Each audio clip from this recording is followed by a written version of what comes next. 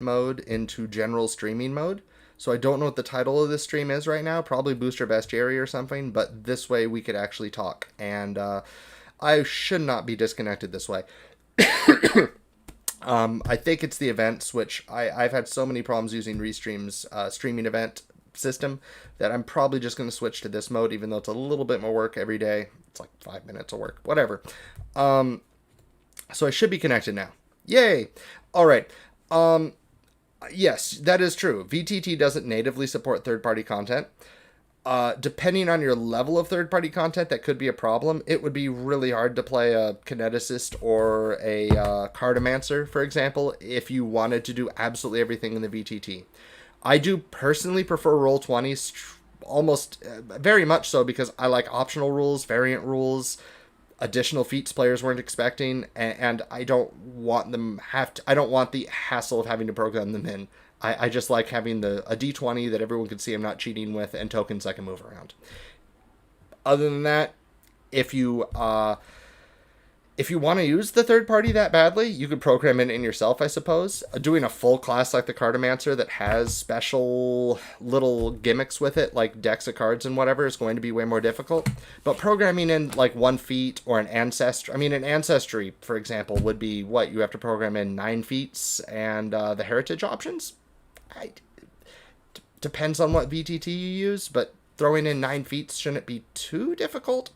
Especially if you want to do it during that session 0. Have the people in your session 0 who have third-party content go first. Have them work on inputting all that while you are talking to your other players.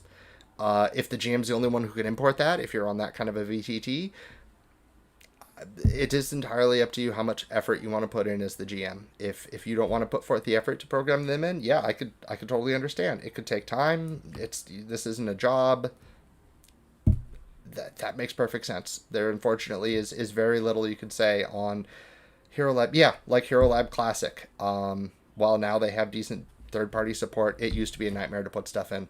Hopefully, more and more and more and more of these platforms are getting good third-party support. It just makes sense to me, especially because like there's a lot of first-party material you'll want to use, blog or AP. Excited by new stuff, those cool new rules.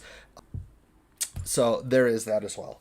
And of course, if you're just using third-party material for like 1 spell or 1 feat or 1 item, hey, that's most campaigns have custom stuff in them anyway. If you're doing your campaign using only stuff that Paizo published, frankly, I'll be surprised. Even APs have their own custom stuff you got to put in, unless you buy the AP for probably watching Netflix and taking up my bandwidth.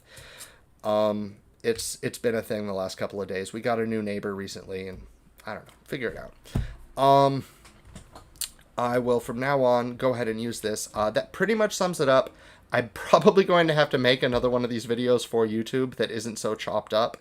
And talking to the different platforms here, you all have really helped me think of some new things to mention in my little rant. I love seeing more people use third-party content. I thought that years before my first book.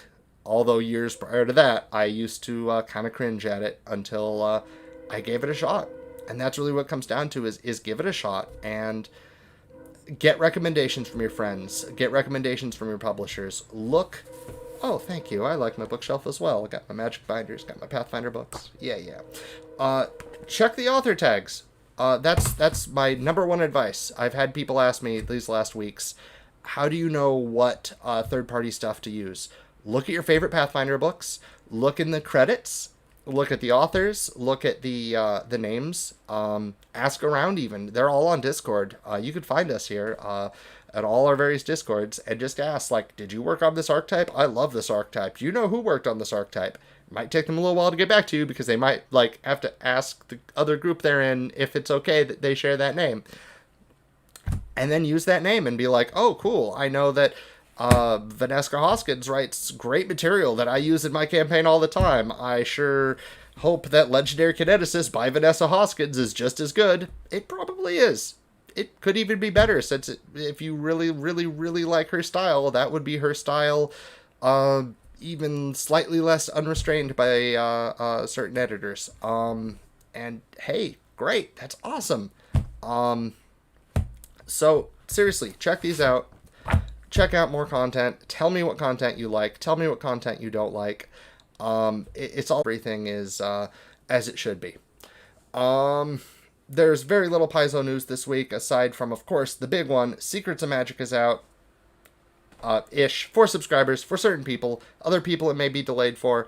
But the information is being out there. So check your Reddit or check the Secrets of Magic product page and read the comments, and you will see all the awesome, amazing, cool stuff in Secrets of Magic that people have been discussing, analyzing, and the same way.